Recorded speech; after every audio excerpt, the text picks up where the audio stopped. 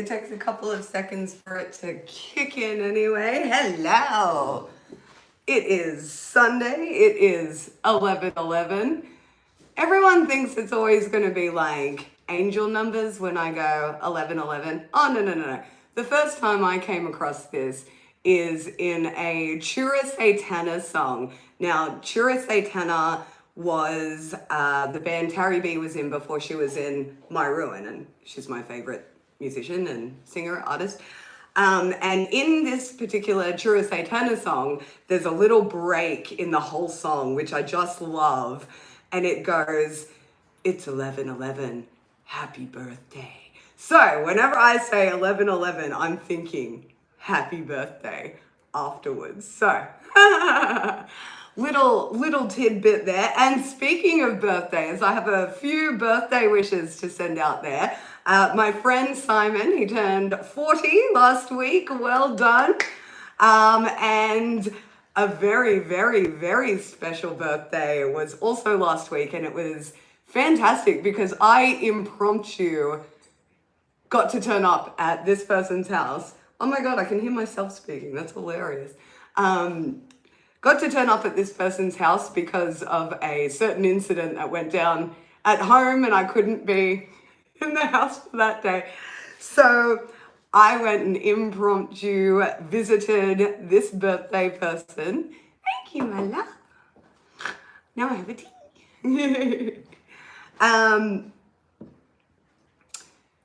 For a very special milestone birthday. And what was fantastic was that I got to have fancy lamingtons on their birthday.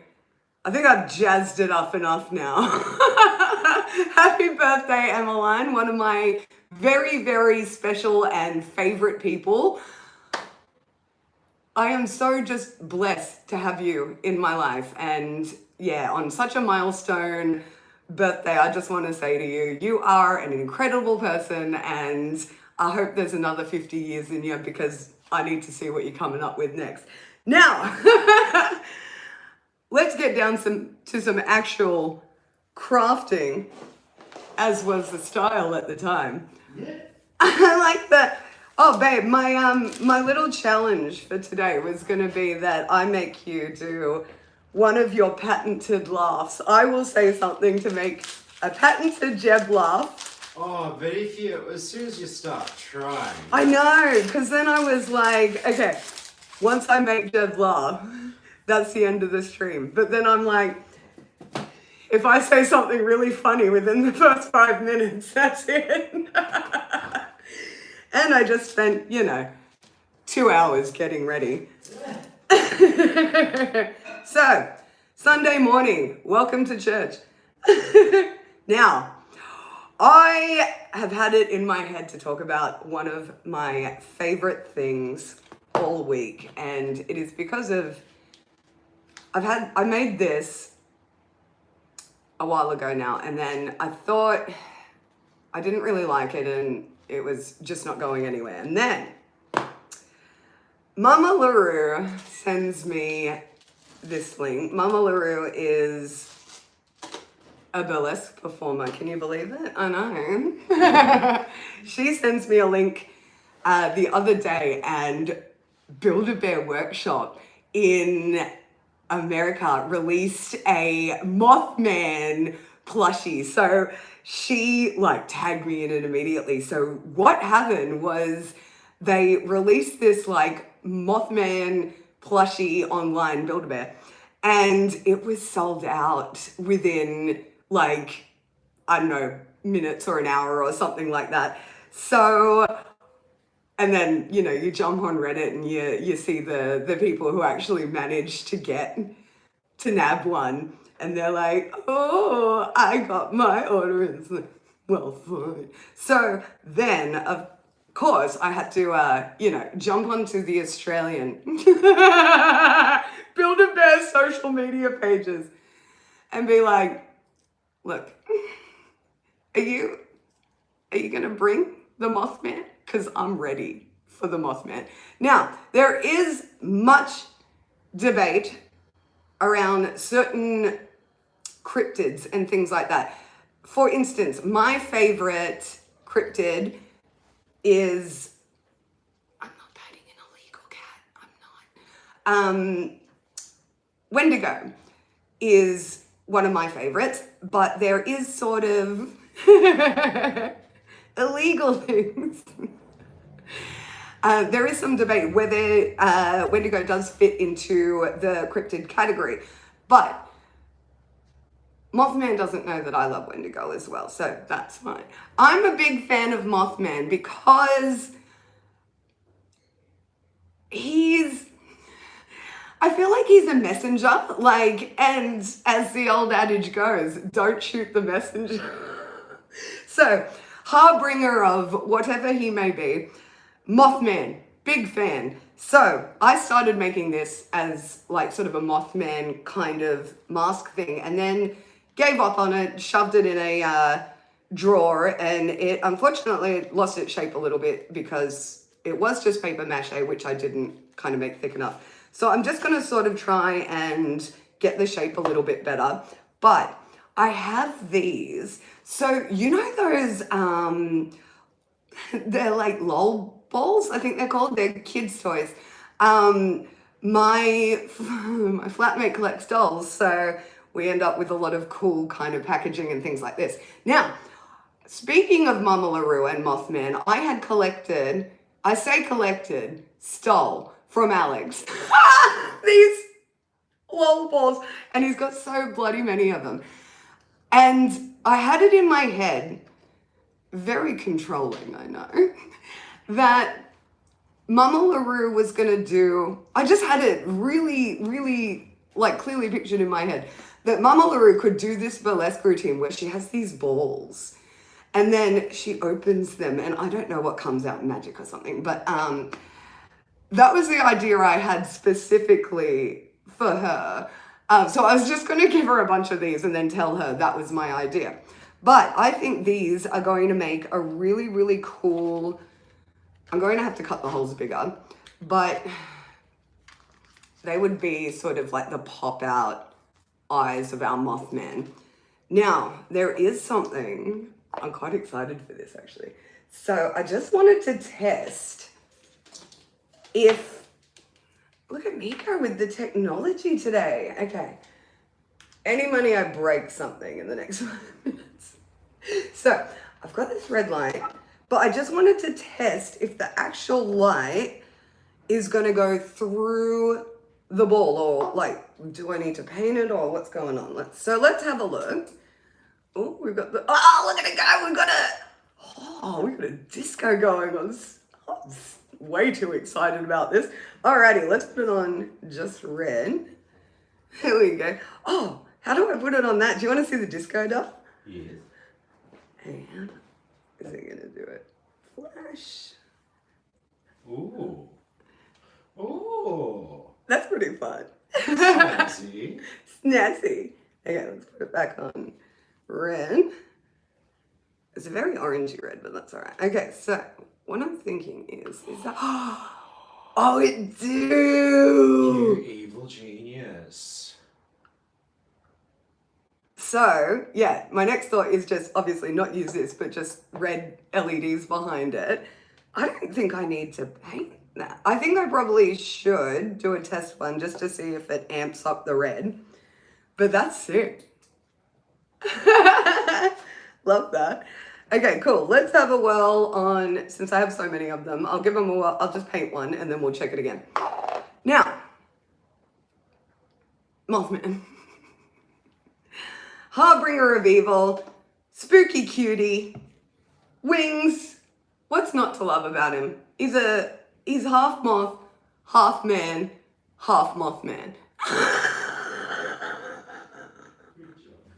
Thank you, Mother. He said good job. I've been praised. Okay, let's give this a whirl. Of course, I've forgotten to bring paper towel over, so we'll do it, the Dodge way. Because I have to just do the old wipey wipe of the old wet paintbrush. All right. So, while I give this a go, I'll start giving you a few updates because some very exciting things have happened like in the last week. It's been quite a week. So I can't remember if I had talked about this last month or not, so I'll just briefly catch it up again. I entered a film festival. So what happened was there is this smartphone film festival. It's international. It's called S3 Flick Fest. And the idea is that all the entries submitted are filmed entirely on iPhone. And as someone whose favorite sort of thing to record on is iPhone, I was like, this is right up my alley. However, I went through this whole kind of mental thing where I was like, entering into a film festival is a really big deal. Like, that's a big deal. And I was getting really up in my head about it. And I sort of caught myself along the thought trajectory of, you're not good enough for this. Why would you enter this? Everyone's just gonna, the good old imposter syndrome. See, who needs critics when your own worst critic is yourself? So what I did to combat that, because I don't have time for this bloody nonsense that my own mind gives to me. I don't have time for my own bullshit. So what I did was, they have obviously a few different categories. So they've got like the main category, which is up to 20 minutes. They've got divisions which are like women in film, and they've got a short section, which is just a 3-minute video category. So, and the important one was the social media category. So what I did was, without thinking and without giving myself a reason to talk myself out of it, I just entered the first episode of Lady Hart After Dark into the social media section. Bam! Without thinking. And then it was done. I had done it. I had entered a film festival. So the fear was now gone. But, oh no. That's not gonna satiate this beast. No. I needed to make something entirely, completely new, of course. So it's been very exciting. I can't give away too much about it, but one of the biggest hurdles was finding a venue, because, I quite get everyone else is still, sort of cool to film at my house because there's so many different areas and things like that. But I think because, I'm constantly at my house and I use all the different areas, I'm always just like, no, we're going to go to a venue. So we are so blessed by the, you know what, I'm just going to say that it was the punk rock gods, because the venue we got, shout out to this dude. He is incredible.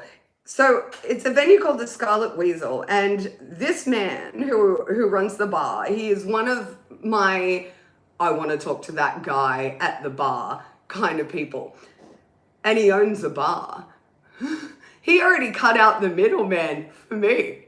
Well done. Love it. So me and my co-producer Chris went and visited the venue, spoke to him.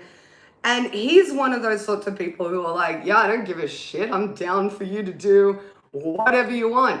And I'm like,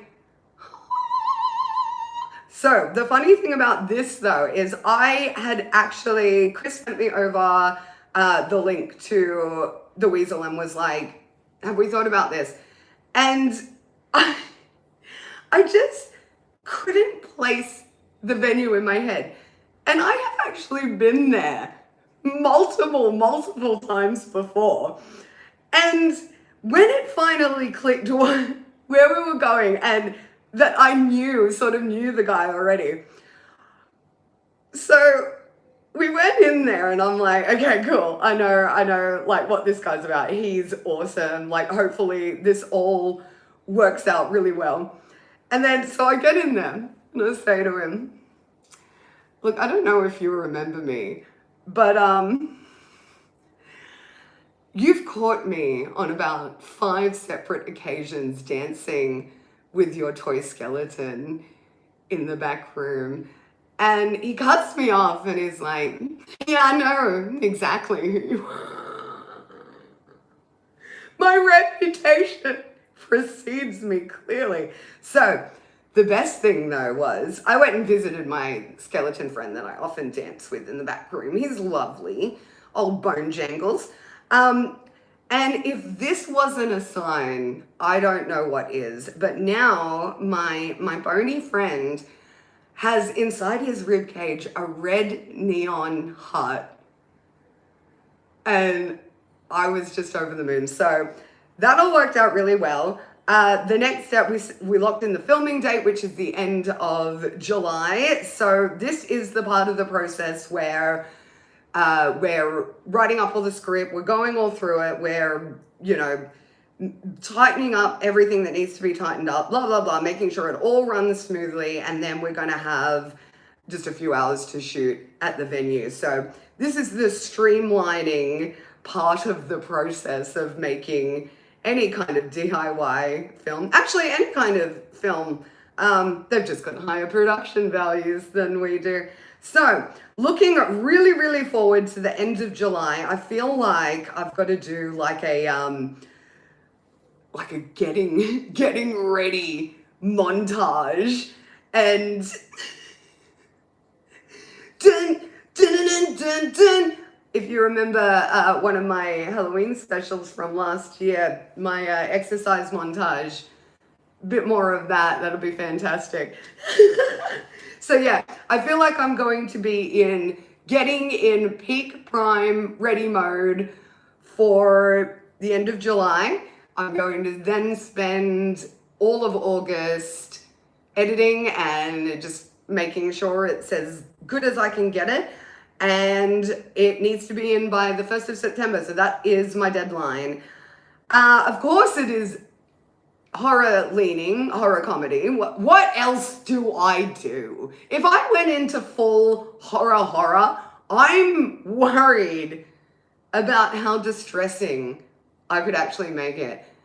So that's one to broach in the future. I'm not ready to touch that right now. I'm just ready to have a laugh. So it is horror comedy again. But what I'm doing is it will be entered into the 20-minute category, and then I will release it all to you on Halloween night. But what it is, this 20-minute one will be a short film, but it's also a proof of concept for an ongoing web series that I would like it to become. So it sort of serves a couple of purposes, and I'm very, very excited to start working on it because I have production values this time. I have people who want to help me. It's fantastic. So yeah, got the old crew together. A couple of them are currently indisposed with children. But got some new faces coming in too, which I'm quite excited about. So that's what's going to be coming up for me. All right, so I don't want to get paint on my hands. It's going to happen regardless. I'm in a bit of a touch sensitive mood today. So hang on, let's see if I can just, it doesn't matter if I fuck it up, so I have to stop swearing. There we go. Okay, let's try this now. I love that I'm alone in here as well. This is fantastic. It's kind of what I wanted today. Cute. Bunch of people jumping in. All right, let's go. See, this thing doesn't want to just turn on red. This thing wants to disco. And look, I support that. If you want to go hard, go disco. Your goth crucifixion storyline means nothing without a disco resurrection, by the way. Hot tip. Alrighty. Oh, that's cool. Hang on. I just want to see. Okay. So that, yeah, that gets it pretty damn red. But, yeah, no. That works way better painted. Okay, cool. Alrighty, so I'll continue on with those. I feel like, though, I am going to have to do a proper sort of, because they're smooth and shiny, I will have to do a proper prime, but I'll just do this for now and we'll see, because why the hell not? Alrighty, what am I next talking about? Okay, so I have had actually quite a delightful weekend. Me and my husband finally, after all this time, got around to getting our matching tattoos. Oh, okay, I'm gonna see if I can try and show you, because it's on my ankle, so it's a bit of a hard one to navigate and show off what socks I'm wearing and the fact that I'm once again in my body pajamas. But, okay, let's have a look. There we go. It's Lady Hart's yoga time. So, it's a bit gross and bloody as well, and it's got second skin on, but it's just here, which is an over the garden wall design of the lantern with the beast inside, and it says around it, "Ain't that just the way," which is a line from the show, but also we just thought that it is so us, ain't that just the way. So once we got them done, and it was a very fun time in that studio, I'll say. So I'm very used to the old school ways of the tattoo studio. When I was working in one, it was still, you were hand stenciling. We didn't have any, like, you could print out onto the stencil paper or anything. So a lot of my job was still hand drawing out stencils for the tattoo artists.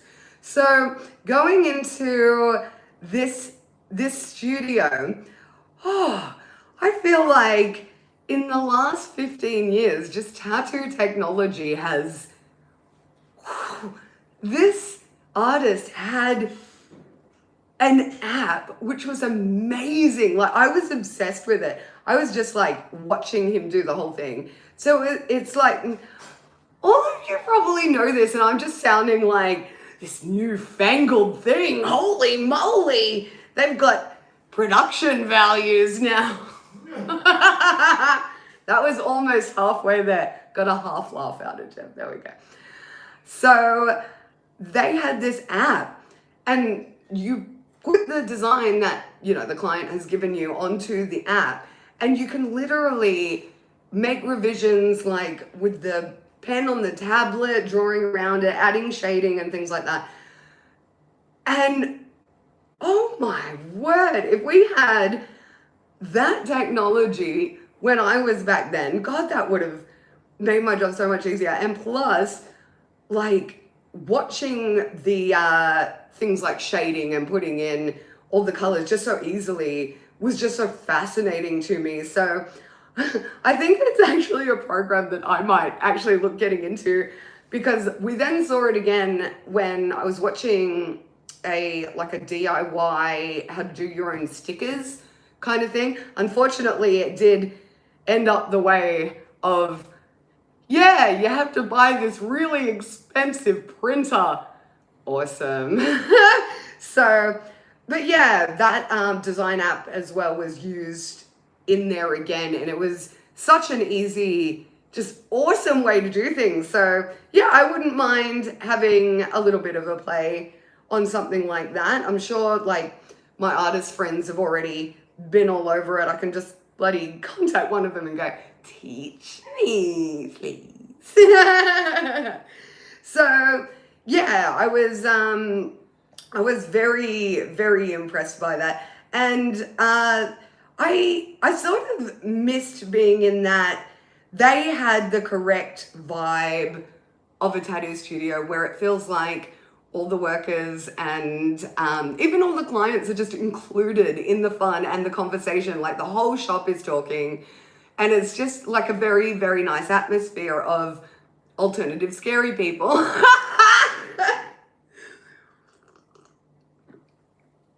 So they were all very, very cool people, and I highly recommend this to you, actually. I will put it down in the description below, all the links to it and stuff. But the tattoo artist that we had, Jesse, he was such a cool guy, like so chill. And they had one thing I really liked as well. You can tell I haven't had a right now. It used to be constant. I'd just be constantly tattooed, like, and now it's like a once a year sort of event that I had to schedule in. So yeah, so it's just such a really nice atmosphere of that day. And they had, what I really liked, they had the bed sort of set up, and all their artist booths were like decorated in all the things that they liked. So it wasn't just like the tattoo art on the wall, which you used to see. They had like a full collection of Funko Pops and like anime figurines and horror movie memorabilia. So what I liked about that is that you're stuck lying in one spot, right? But you have all this interesting stuff to look at. So unfortunately though, you know, you I swear, like, I do not want to start a Funko Pop collection, because I know as soon as I get that first one, it's all over. Like, there's going to be so many. So I don't think I'm going to do it. If I was going to, there's a couple that I would really, really want, but I just know I can't control myself. Obviously, it would be the Hocus Pocus box set, Elvira, which I did see in person down in Goulburn when we were down there the other week. And she's so cute and gorgeous. Who doesn't love Elvira? If you don't love Elvira, I feel sorry for you. She's just fantastic. So that one, and just, yeah, but then, see, already I'm starting to think like, oh, but then I'd kind of get like Frankenstein and his bride, and then, well, if you're gonna go the Hollywood classic monsters, like, you might as well get all of them. Oh, you know what would be funny though? If you did have, if you did have the classic horror movie monsters, so like Dracula, Frankenstein, Bride of Frankenstein, Swamp, Creature from the Black Lagoon, have them all lined up right, and then for the Invisible Man, just have an empty box. Or just a space where it should be. Oh my God, that'd be so good.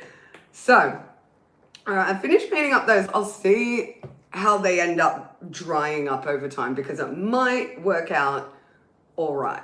Now, let's have a look at this mask. What's going on? What's going on with ya?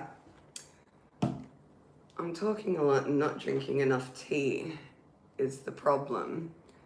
Not enough tea is the problem. Okay, so let's have a look at this. Do you know what's weird though? I pulled this out yesterday, and it was a lot more squished out of place. So I didn't actually do anything to it. I sort of just left it sitting on the table overnight so I could work on it today.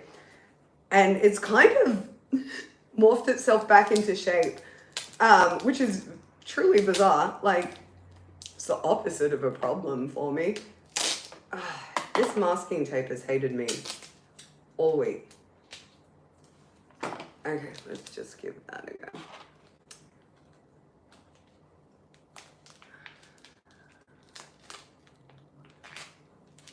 Do you know what?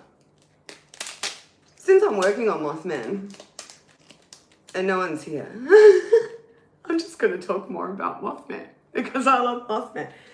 So what happened was, whenever the spark of Mothman is reignited within me, and all it takes is someone reminding me that he exists, I just get a little bit like excited about it. So hence I want to become the Mothman.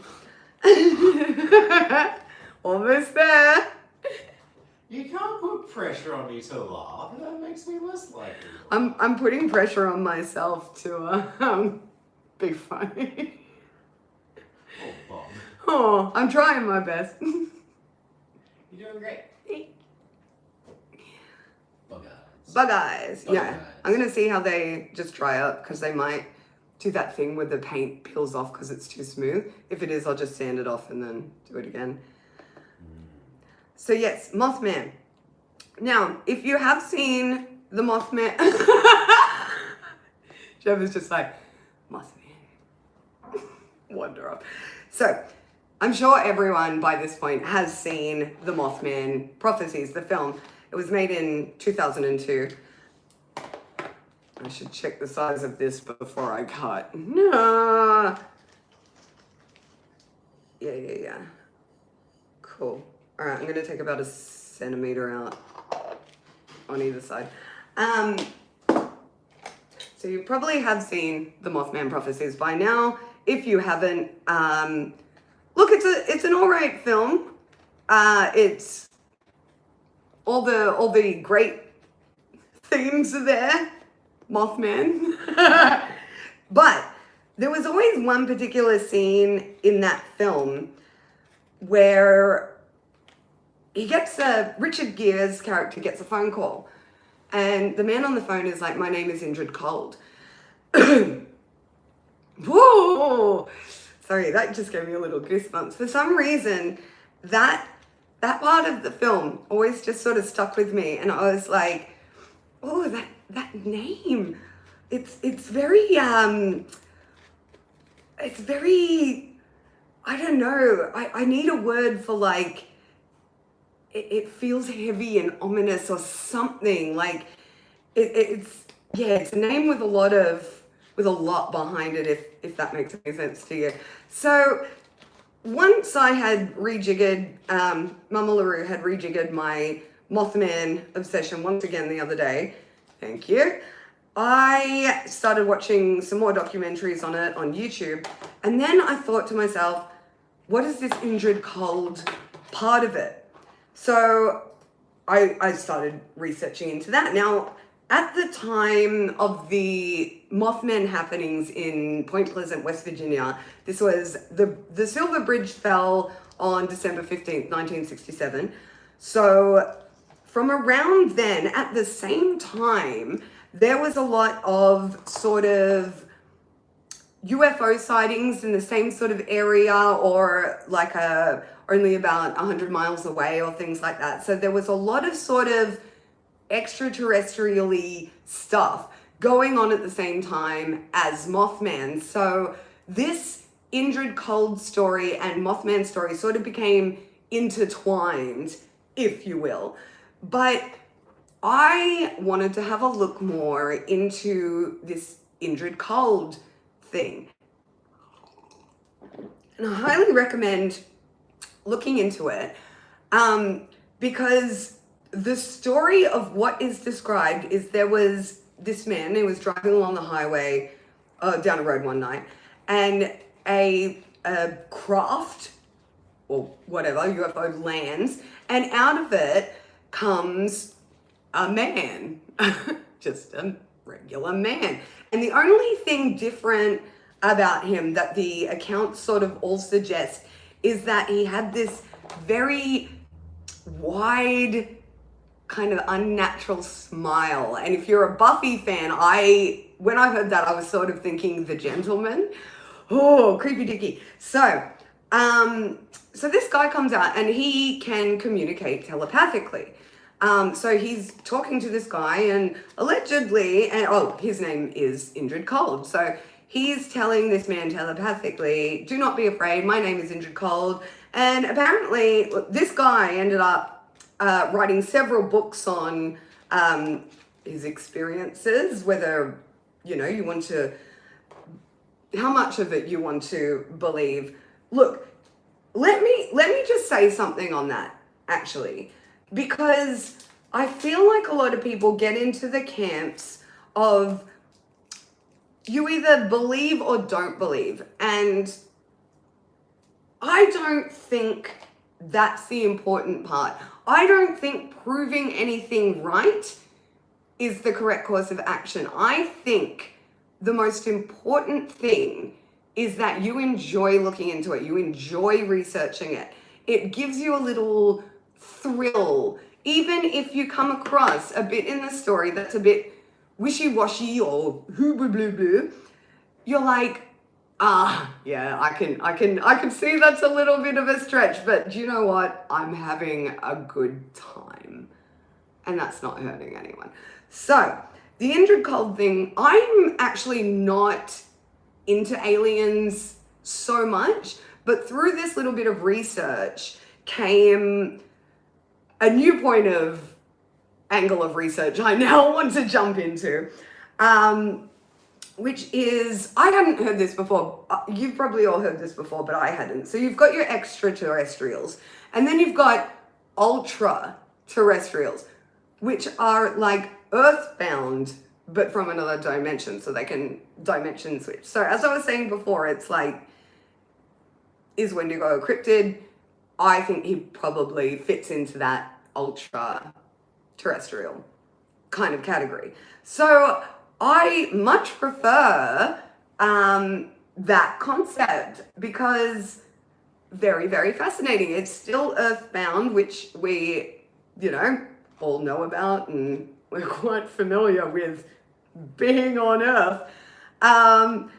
So I kind of prefer things that are within our realm. I think those are very interesting things for me to sort of look into. So this Indrid Cold thing, it turns out the guy and he, look, we'll just talk about it like it's true, formed a lifelong friendship, and when the guy died, his daughter actually took over his work and had said she'd met Indrid Cold multiple times and had been on their spaceships and they had seen the other worlds and had gone to these other worlds, and they were from this planet named Lanulon. I remember that name. Also, sorry, I'm just really impressed at my memory today because, like, all the dates, man, I'm going off on these. Where was I up to? What was I saying, Doug? Lanulon. The reason I remembered that name, thank you. The reason I remembered that name is because it is very close to the superhuman name I would take on. Like, if I was Superman or whatever, superpowers, my superhero name would be Fabulon, which is actually an ironing starch product. But there you go. I thought you were going to say VIP Lanyon. Look, I can have multiple names. There are no rules here. Well, if you're a superhero, you're probably in disguise. You can just put on different disguises, right? Be multiple superheroes. Yeah, what if there's a whole bunch of superheroes and it's all just one guy with too many hobbies? Yeah, his time management is just off the chain. Like Superman and Batman, same person. Maybe he just has identity issues. He's got identity issues, and maybe he just wants to help the most. And by being everywhere and everyone he can. But what if they're being the villain and the superhero at the same time? Well, look, if you're going to be a firefighter, you might... Oh, I cannot say that. Well, no, they do say a large amount of the people working in certain jobs are the cause and therefore cure of the problem. You can't just make your own dang horrible thing and then be like, it's okay, I saved everyone. Do you know about the first fire brigade? No, do you want to come closer and tell us? Yeah. We're going to learn about the first fire brigade. This is exciting. Okay, so I'm not that knowledgeable on it, so I don't know the details and all that, but one of the richest men that ever lived was the guy who started the first fire brigade in ancient Rome. Huh. And the reason he became so wealthy was because he would turn up to people's houses as they were burning down and would go, all right, give me a bunch of money or we won't save your house. And so then people would give him a whole bunch of money and so I imagine like with the sheer amount of corruption in Rome, I imagine he deliberately set a couple of homes on fire. And yeah, it's just such a mind-boggling concept. Also, apparently, they paid their doctors when they were well and not when they were sick. Well, you know what they say, Beb? Rome wasn't burnt in a day.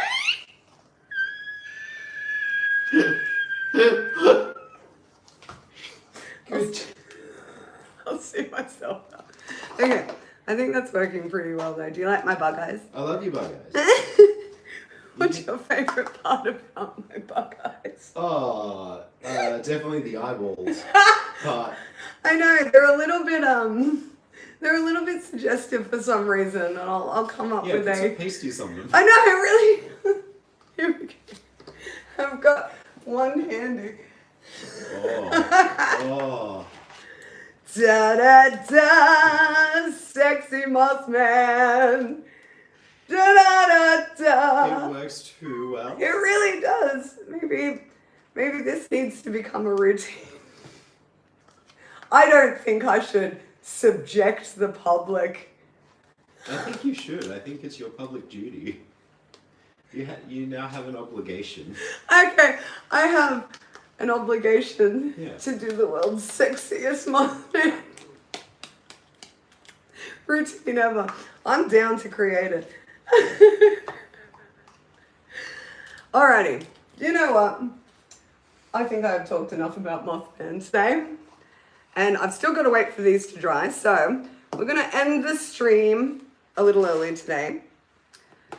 How long did we go for? 42 minutes! And the only person here is me!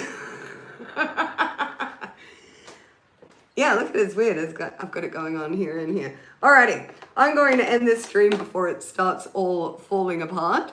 Thank you for not joining me. I had a great time. I always loved talking to my Jet. I love you. Do you have anything you want to say to anyone? Buckle up, buckaroos. Nah. I don't think I got anything. Happy Sunday. Happy Sunday. Go listen to some tunes in this rainy weather. It is a beautiful rainy day. I was actually hoping it was going to be like heavy and you could hear it on the roof because I then would have told some ghost stories because the last time I did the stream I wanted to tell ghost stories with that sound, but it was unseasonably warm, so We should do a stream where we just tell ghost stories. I'm down for that. We've got so many. If you want to hear us tell all the ghost stories, because Jeb has Too many. he's got one of the scariest like ghost stories, that like mental image of my life. So I think next time we do a stream, we'll get together our We ghost should stories. do a little thing for it. Yep. So we can look forward to that. Thank you for not joining me. Maybe it's all the ghosts attending, right? Well- it's the numbers that we can't see. That's the problem when all your friends are ghosts. Like they're all here, They're all here. but they're quite introverted. So it's up to me to bring the life to the party. No, one of them's a rabbit. One of them is a... Thump, thump. Alrighty, that is it for this week. I am going to... No! Hang on, no, before I wrap up, I do have something to show you. And the reason I'm showing you is because I managed to figure out that I can just... Hang on. If it works. Yes! I can just take out that. Oh, the future is The here. future is here, so... The future is here. Let's have a look at this. So I was going to give you... Oh, I'm over here now. There's you. Hi. So I was going to give you a little update on the Frames outfit. So here's what we're up to so far. So I just think it's so funny. I had this choker idea in my head for the longest time. And then when I got around to creating it, it took me 10 minutes. And I'm like, that wasn't satisfying at all. I thought it was going to be difficult. And then, so I'm working on the headpiece at the moment, which is here. So she is currently, sorry, I'm just trying to find, there we go. She's currently defying gravity. I've put like onto a headband with wires because I want it to appear quite, oh, wait, why don't I just say, I can turn it around. There we go. Sorry, everyone, me and technology once again. Here we go. So that's what I am up to. I'm just going to move that out of the Ooh, way. Trey Chic, so sexy. So amazing. So I have not finished, obviously, this part yet. These are armbands that I made on like a, on a plastic.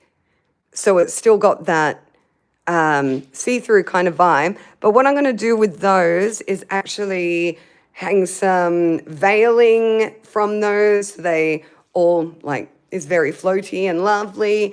I still have to finish off this top bit and then I will continue down sort of in that area and then it's going to fan out to like a really big kind of skirt. So it is coming along. I still have until September to, I'm probably making you guys really dizzy. The one other person who is here, hello. No longer you will be dizzy. So that's the update on the frames outfit, which I just wanted to show you really quickly. But finally, that does wrap us up for this live stream. I had a lot of fun talking about Mothman. And now I can go drink a bunch of tea and wait for paint to dry. Literally. So I hope you all enjoy the rest of your Sunday. I hope you had a really, really amazing weekend. I hope you've got some really cool stuff coming up this week. If you're working on anything really exciting and you just want to show someone and get excited about the process of crafting or creating something, message me. I love seeing everything that everyone's working on, and I'll give you your fill of that's awesome talk. So thank you for not joining me once again. I have been Lady Hart, and you haven't been an audience. I'll see you next week. Mwah. Bye, creeps. How do I turn this off?